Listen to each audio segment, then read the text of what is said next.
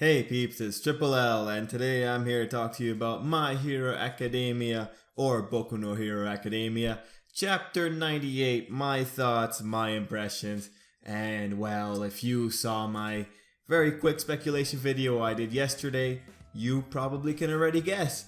I really love this chapter. This is everything I hoped for and more. I did not actually, I didn't think it would go this well. But it did, and it even answered like one of the things I was saying, like in terms of a small plot line that they could have had going on.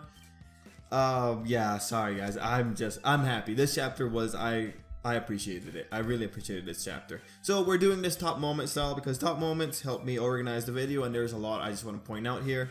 It's really a fun chapter. It's very lighthearted. It's got two distinct halves, and the second half is the one that's transitioning into next week. So let's just get down into it. The first moment I really enjoyed was the panel showing the building and seeing that it had 1A written on it, and we found out the name of it. It's like the Alliance Heights or whatever. That's pretty cool. I was actually more surprised that it's only one class to a building. So, in this situation, I was actually imagining it would have been a bit more communal. I would have thought maybe 1A and 1B would be in the same building together. But having it 1A just by themselves does help when it comes to character development, because it's more time to concentrate on less characters, right? Anyway, the next moment I really enjoyed was the principal's thoughts on the trader. I like that he's actually considering that it might be a student, because this is a pretty serious suspicion, right? You're considering that one of your students is actively trying to harm the other students, and in that case, I'm actually really happy that they are going to be going after this particular plot thread. Like I said in the speculation video, this is one of the things I was kind of hoping would be in the back burner or in the background during this little slice of life arc. And it looks like we're getting a slice of life arc. Like, even if it's just one or three chapters more, I think that'd be more than enough. Actually, I'm pretty okay with just next week being the last of this little mini arc, and then going back to something regular, maybe more dangerous.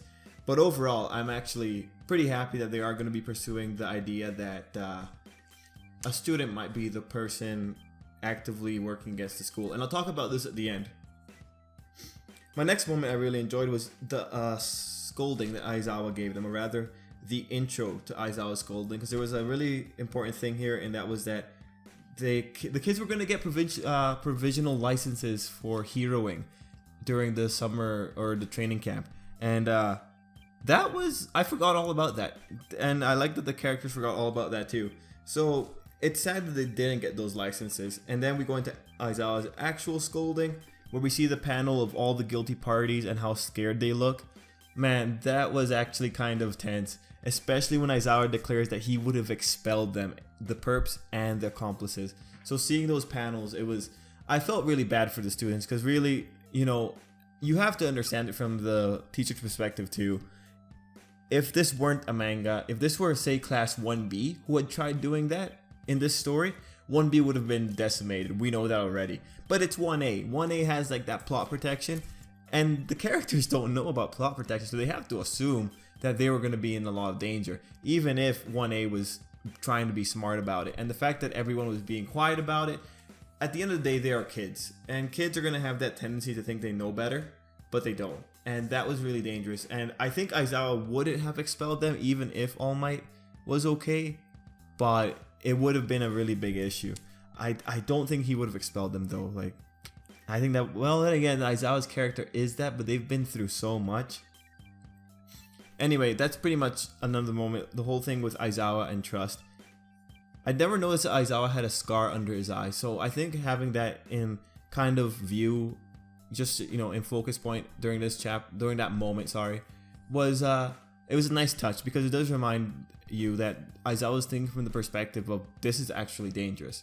People are gonna die if you keep joking around like that. Anyway, the next moment I really enjoyed was good guy Bakugo's move, derping Kaminari and returning money to Kirishima. That was really nice. Like, Bakugo does have some amount of feelings for his classmates, and seeing that little moment was nice, and seeing how Jiro was laughing at Kaminari was great. I don't know, I always get joy whenever she's laughing at Kaminari. It's really funny.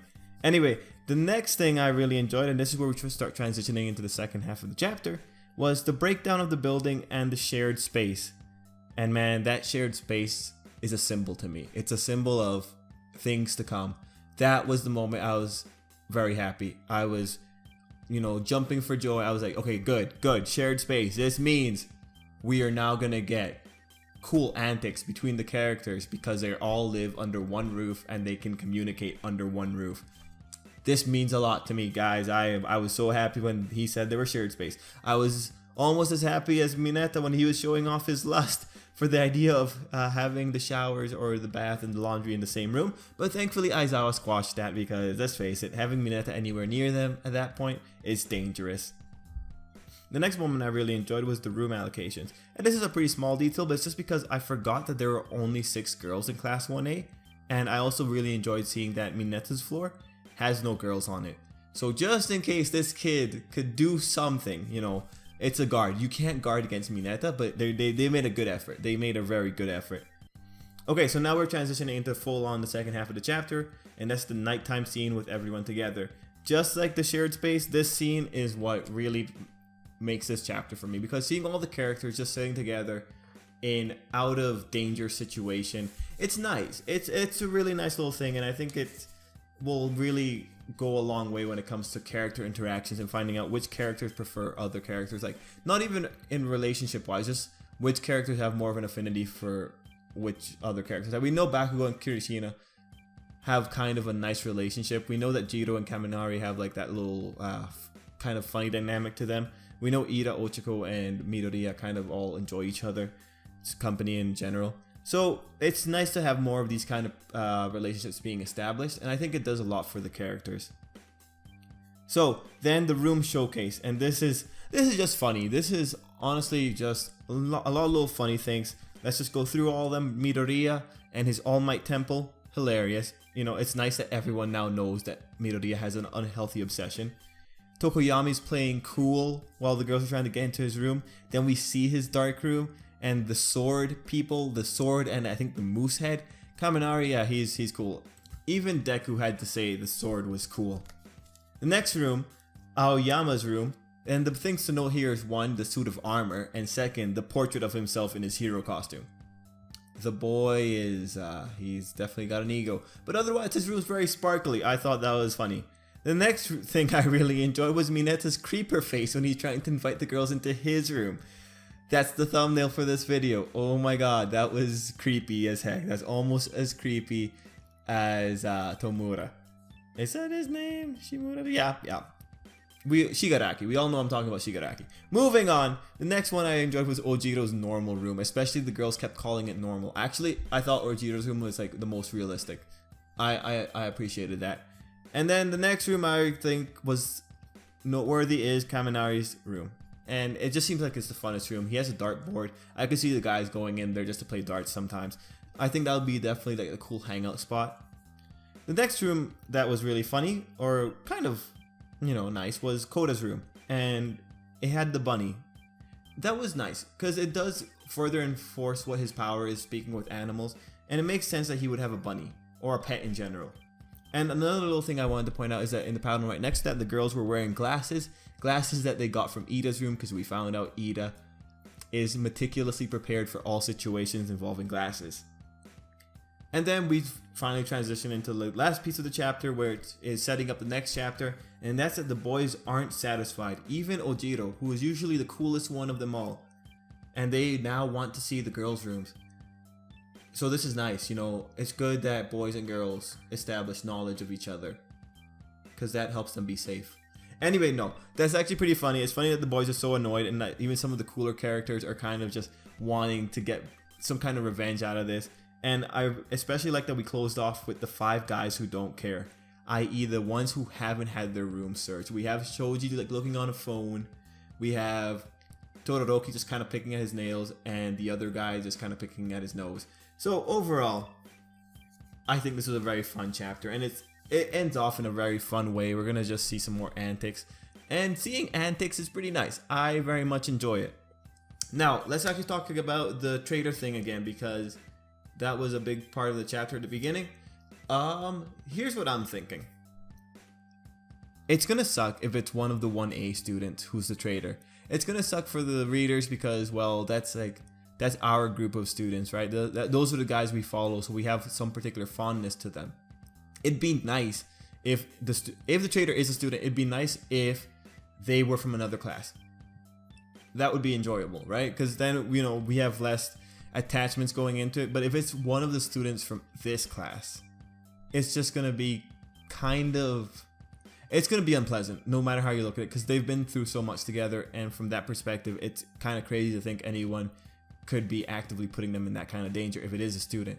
Now, in terms of who I might think it is, my suspicions are on the invisible girl, and it's not because reasons like, oh, she hasn't been around, or you can never account for her, or something about her is just weird. No, it's because there was a particular statement that the author made in one of the volumes, in one of the volume comments. He said that he really wanted to get to explore her quirk in particular because there's more to it. And I think this is what the words he had used. So the fact that there's more to her quirk and that he wants to write about it or draw about it kind of means that there's more to her character, and that she in particular has this amount of development that's already pre-written. Like, it's already established that she's gonna get more focus later on in the story by the author saying that there's more to her quirk than meets the eye. And in that regard, that's why I'm gonna have to assume that she is the most likely suspect for me to be a traitor. But I really hope it's not. I really hope it's not any of the class 1A students, because that'd be kind of ridiculous. There's characters we can already like disqualify. We can disqualify Ida.